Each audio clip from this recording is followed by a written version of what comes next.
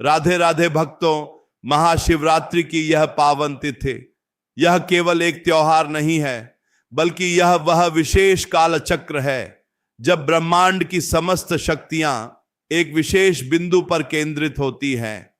फाल्गुन मास की कृष्ण पक्ष की चतुर्दशी, यह वह समय है जब अंधकार का नाश होता है और प्रकाश का उदय होता है। जीवन में कई बार ऐसा होता है जब हम अथक प्रयास करते हैं, दिन रात मेहनत करते हैं, पसीना बहाते हैं, लेकिन फिर भी धन हमारे पास नहीं टिकता, या तो आता ही नहीं, और अगर आता है तो पानी की तरह बह जाता है।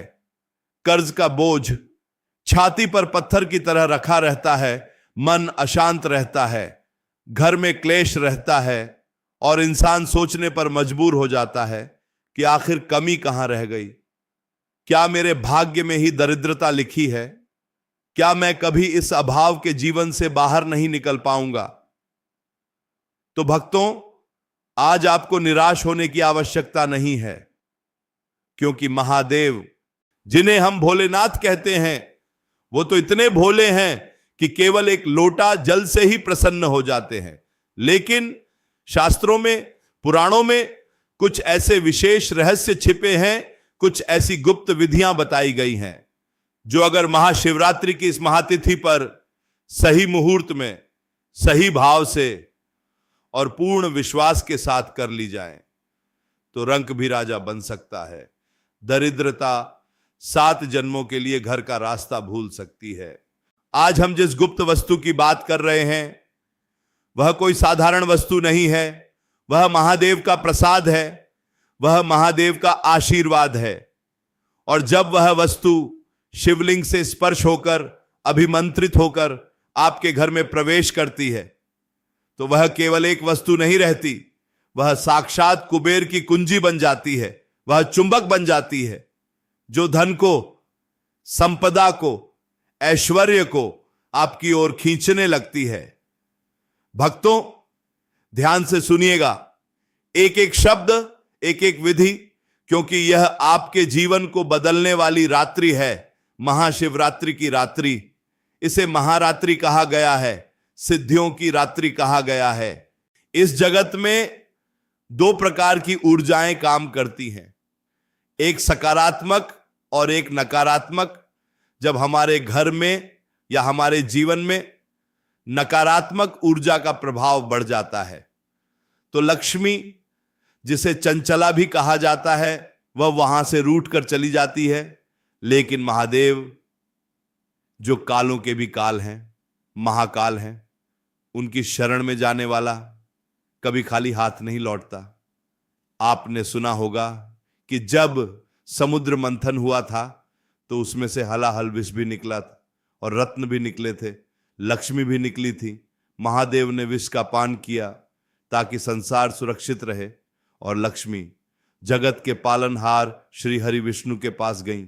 लेकिन महादेव के पास कुबेर हैं, देवताओं के कोषाध्यक्ष रावण, जो महादेव का परम भक्त था, उसने अपनी भक्ति से सोने की लंका प्राप्त की। यह सब महादेव की कृपा का ही फल है।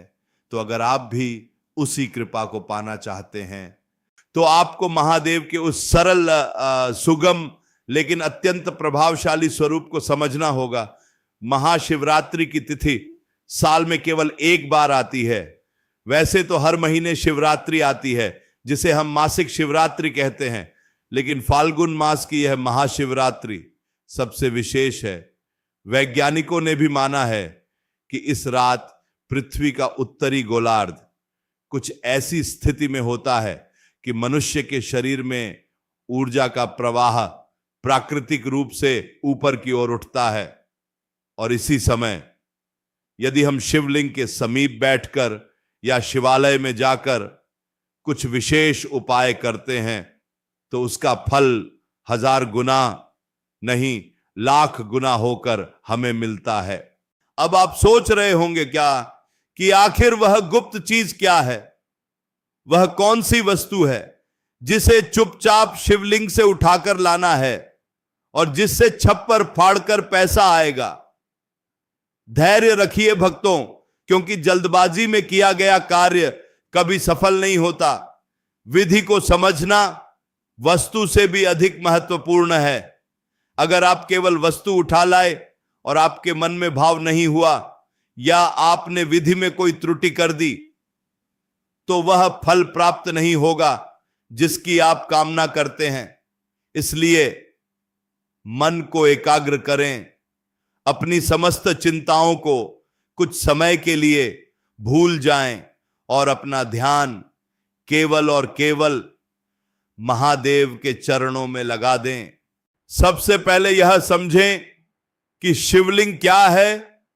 शिवलिंग केवल एक पत्थर की आकृति नहीं है, वह ब्रह्मांड का प्रतीक है।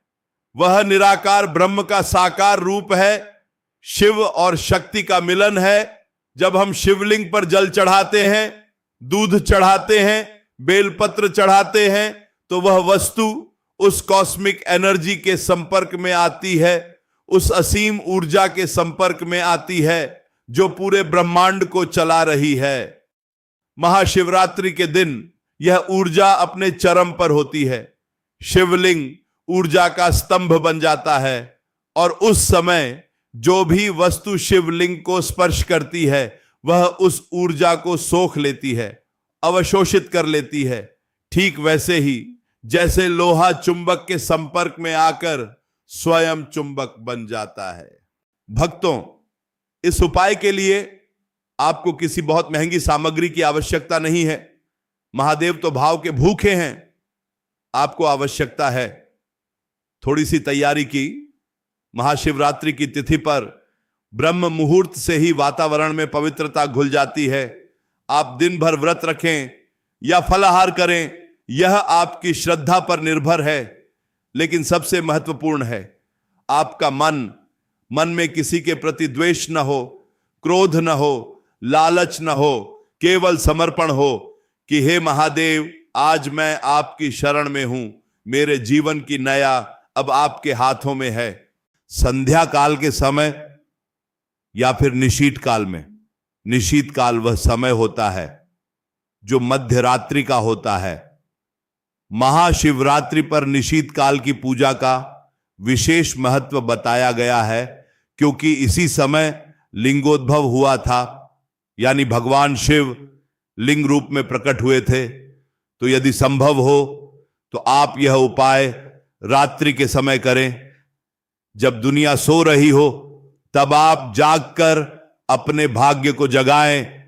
आपको शिवालय जाना है, घर के मंदिर में भी यह कर सकते हैं, लेकिन प्राण प्रतिष्ठित शिवलिंग जो मंदिर में स्थापित हो वहां की ऊर्जा अधिक प्रबल होती है।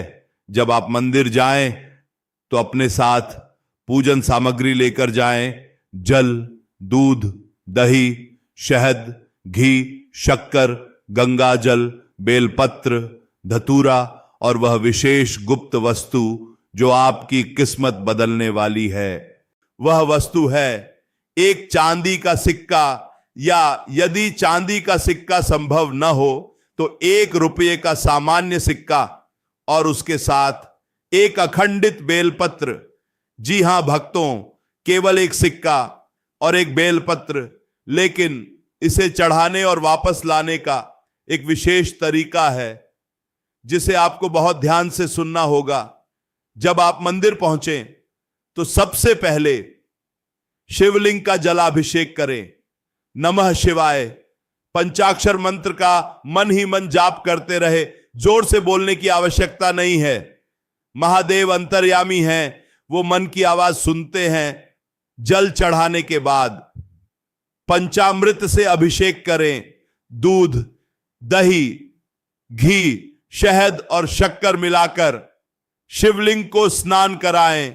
यह पंचामृत आपके जीवन की 5 तत्वों को शुद्ध करता है। इसके बाद शुद्ध जल से पुनः अभिषेक करें और शिवलिंग को एक साफ वस्त्र से धीरे से पोंछ लें। अब समय है उस गुप्त उपाय का। अपने दाहिने हाथ में उस सिक्के को लें और उस बेलपत्र को लें। बेलपत्र कहीं से भी कटा फटा नहीं होना चाहिए, उसके तीनों पत्ते साबुत होने चाहिए, क्योंकि ये तीन पत्ते ब्रह्मा, विष्णु और महेश के प्रतीक हैं, सत्व, रज और तम गुणों के प्रतीक हैं। उस बेल पत्र के चिकने भाग की तरफ वह सिक्का रखें और अपनी हथेली में उस बेल पत्र और सिक्के को रखकर अपनी मनोकामना महादेव से कहें, हे भोलेनाथ, हे त्रिलोक स्वामी, मेरे घर में जो दरिद्रता है, जो अभाव है, उसे दूर करें। मैं यह मुद्रा और यह पत्र आपको समर्पित कर रहा हूं, इसे स्वीकार करें और इसमें अपनी शक्ति भर दें। ऐसा भाव करते हुए आप उस बेलपत्र और सिक्के को शिवलिंग के ठीक ऊपर, जहां से ऊर्जा का प्रवाह सबसे अधिक होता है, वहां अर्पित कर दें। ध्यान रहे, बेलपत्र का चिकना भाग शिवलिंग से स्पर्श करना चाहिए और सिक्का उस बेलपत्र के ऊपर होना चाहिए। अब आपको वहां बैठकर महादेव का ध्यान करना है। कम से कम कुछ देर तक वहां बैठें, दीपक जलाएं, घी का दीपक जिसमें रुई की बत्ती हो। दीपक की लौ को देखते हुए महादेव के स्वरूप का ध्यान करें। सोचें कि साक्षात शिव आपके सामने विद्यमान हैं और उनकी जटाओं से गंगा की धारा बह रही है। उनके मस्तक पर चंद्रमा चमक रहा है जो शीतलता प्रदान कर रहा है। यह चंद्रमा आपके मन को भी शीतल करेगा, आपकी चिंताओं को हर लेगा। भक्तों, पूजा पूरी होने के बाद तुरंत वहां से नहीं उठना है और न ही तुरंत उस वस्तु को उठाना है। उसे कुछ देर वहीं रहने दें ताकि शिवलिंग की ऊर्जा उस सिक्के और बेलपत्र में समाहित हो सके। आप मंदिर की परिक्रमा करें यदि जगह हो तो, और मन ही मन प्रार्थना करते रहें। जब आपकी पूजा संपन्न हो जाए और आप घर जाने के लिए तैयार हों, तब उस अंतिम क्षण में जब कोई आपको टोक ना रहा हो, बहुत ही विनम्रता के साथ क्षमा प्रार्थना मांगते हुए कि हे प्रभु, यह प्रसाद रूप में मैं अपने साथ ले जा रहा हूं, मेरी दरिद्रता को दूर करने के लिए इसे मेरे साथ भेजें। चुपचाप बिना किसी को बताए उस सिक्के को और उस बेलपत्र को शिवलिंग से उठा लें। याद रहे, यह क्रिया करते समय आपके मन में कोई शंका नहीं होनी चाहिए, रत्ती भर भी संदेह नहीं होना चाहिए, क्योंकि जहां संदेह होता है वहां विश्वास नहीं होता, और जहां विश्वास नहीं होता वहां ईश्वर नहीं होते। पूर्ण श्रद्धा के साथ उसे उठाएं और उसे एक लाल रंग के कपड़े में या एक छोटी सी लाल पोटली में रख लें। उस बेलपत्र और सिक्के को सम्मान के साथ अपने घर लाएं। घर लाते समय पीछे मुड़कर न देखें और रास्ते में किसी से व्यर्थ की बातें न करें। कोशिश करें कि आपका ध्यान उस ऊर्जा पर ही केंद्रित रहे जो आप अपने साथ लेकर जा रहे हैं। घर पहुंचकर उस लाल पोटली को अपने घर के मंदिर में या जहां आप अपना धन रखते हैं, तिजोरी में या अलमारी में स्थापित कर दें। लेकिन भक्तों, एक बात का विशेष ध्यान रखें, वह बेलपत्र समय के साथ सूखेगा लेकिन उसकी शक्ति कम नहीं होगी। वह सिक्का साधारण सिक्का नहीं रहा, वह अब सिद्ध हो चुका है। यह छोटा सा उपाय सुनने में बहुत साधारण लग सकता है, लेकिन इसका प्रभाव अचूक है। यह सिक्का आपके धन को आकर्षित करेगा, आपके रुके हुए काम बनने लगेंगे। जो पैसा फंसा हुआ था वो वापस आने लगेगा। नौकरी में, व्यापार में जो बाधाएं आ रही थीं वो धीरे धीरे दूर होने लगेंगी। लेकिन भक्तों, एक बात और समझनी होगी, महादेव केवल धन नहीं देते, वो सद्बुद्धि भी देते हैं, क्योंकि बिना सद्बुद्धि के धन का विनाश हो जाता है। जब आप ये उपाय करते हैं तो आपके भीतर एक सकारात्मक परिवर्तन भी आना चाहिए। आपको अपने कर्मों पर भी ध्यान देना होगा। किसी का दिल न दुखाएं, किसी गरीब को न सताएं, क्योंकि महादेव दीनों के नाथ हैं। अगर आप किसी लाचार को सताकर यह उपाय करेंगे तो महादेव कभी प्रसन्न नहीं होंगे। दान का भी इस दिन विशेष महत्व है। जब आप मंदिर से बाहर निकलें तो किसी जरूरतमंद को कुछ ना कुछ दान अवश्य करें, चाहे वह भोजन हो, वस्त्र हो या कुछ सिक्के हों। जब आप अपने हाथ से देते हैं तो आप ब्रह्मांड को यह संदेश देते हैं कि आप देने में सक्षम हैं, और जो देता है उसे ही और अधिक प्राप्त होता है। यह प्रकृति का नियम है, यह कर्म का विधान है। महाशिवरात्रि की रात्रि जागरण का भी बहुत महत्व है। कहा जाता है कि जो इस रात जागकर महादेव का स्मरण करता है उसकी सोई हुई किस्मत भी जाग जाती है। जागरण का अर्थ केवल आंखों को खुला रखना नहीं है। जागरण का अर्थ है चेतना को जगाना, अपने भीतर के शिव को जगाना। हम सबके भीतर शिव का अंश विद्यमान है, लेकिन अज्ञानता के कारण, माया के कारण वह ढका हुआ है। इस रात्रि उस आवरण को हटाना है। भक्तों, यह उपाय करते समय गोपनीयता बनाए रखें। शास्त्रों में कहा गया है कि अपनी साधना, अपनी पूजा और अपना दान जितना गुप्त रखा जाए उसका फल उतना ही अधिक मिलता है। ढिंढोरा पीटने से पूजा का प्रभाव कम हो जाता है। इसलिए चुपचाप शांति से इस विधि को संपन्न करें। अगर आपके पास चांदी का सिक्का नहीं है तो निराश न हो। महादेव तो भाव देखते हैं। आप 1 रुपये का, 2 रुपये का कोई भी सिक्का ले सकते हैं। बस उसे गंगा जल से धोकर पवित्र कर लें। मुख्य बात वह स्पर्श है, शिवलिंग का स्पर्श, जो पारस मणि के समान है। जैसे पारस के स्पर्श से लोहा सोना बन जाता है, वैसे ही शिवलिंग के स्पर्श से वह साधारण सिक्का धन वर्षा यंत्र बन जाता है। इसके अलावा एक और गुप्त वस्तु है जिसे आप महाशिवरात्रि पर शिवलिंग से प्राप्त कर सकते हैं, और वह है निर्माल्य, यानी वह फूल या माला जो शिवलिंग पर चढ़ाई गई हो। लेकिन इसे उठाने का भी एक नियम है। आप पुजारी जी से आग्रह करके वह प्राप्त कर सकते हैं, खुद से उठाने की बजाय। यदि पुजारी जी आपको वह प्रसाद स्वरूप दें तो वह और भी उत्तम है। उस फूल को लाकर सुखाकर अपनी तिजोरी में रखने से भी बरकत बनी रहती है।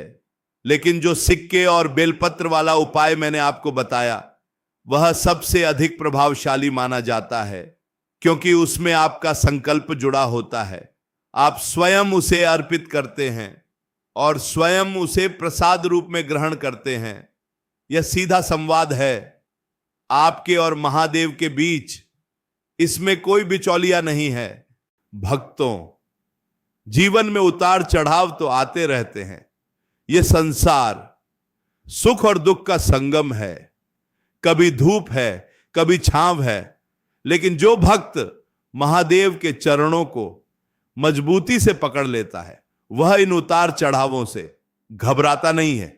वह जानता है कि मेरा हाथ महाकाल ने पकड़ रखा है और वो मुझे गिरने नहीं देंगे। धन की आवश्यकता जीवन जीने के लिए होती है, लेकिन धन ही सब कुछ नहीं है। यह भी याद रखें, महादेव से जब मांगे तो केवल धन न मांगे, साथ में भक्ति भी मांगे, शांति भी मांगे और परिवार का सुख भी मांगे। क्योंकि अगर अपार धन आ गया और घर में शांति न रही, बीमारियां आ गईं, तो उस धन का क्या लाभ। इसलिए प्रार्थना संपूर्ण होनी चाहिए। महाशिवरात्रि के इस पावन पर्व पर जब आप शिवालय जाएं तो वहां का माहौल, वहां की घंटियों की आवाज, अगरबत्ती की सुगंध और भक्तों का जय घोष, यह सब मिलकर एक दिव्य वातावरण का निर्माण करते हैं। उस वातावरण को अपने भीतर उतारें, अपनी आंखों को बंद करके उस शक्ति को महसूस करें। कभी कभी हम उपाय तो कर लेते हैं, लेकिन हमारे मन में यह प्रश्न चलता रहता है कि पता नहीं काम होगा या नहीं। यह अविश्वास ही हमारी असफलता का कारण बनता है। जब आप दवा खाते हैं तो विश्वास रखते हैं कि ठीक हो जाएंगे। जब आप बीज बोते हैं तो विश्वास रखते हैं कि फसल उगेगी। तो जब आप जगत के स्वामी के सामने झोली फैलाते हैं तो अविश्वास क्यों, पूर्ण विश्वास रखें कि मेरी पुकार सुनी गई है और इसका उत्तर मुझे अवश्य मिलेगा। ये जो सिक्का आप तिजोरी में रखेंगे उसे रोज धूप दीप दिखाएं। ऐसा नहीं कि रखकर भूल गए, उसे जागृत रखना है अपनी प्रार्थनाओं से, अपने भावों से। हर रोज जब आप दुकान खोलें या अपने काम पर जाएं तो उस सिक्के को नमन करें, महादेव को याद करें और फिर अपना काम शुरू करें। आप देखेंगे कि धीरे धीरे आपके निर्णय सही होने लगेंगे, ग्राहकों की भीड़ बढ़ने लगेगी। या अगर आप नौकरी करते हैं तो आपके उच्च अधिकारी आपके काम से प्रसन्न होने लगेंगे, नए अवसर आपके दरवाजे पर दस्तक देंगे। राधे राधे भक्तों, यह महादेव की लीला है।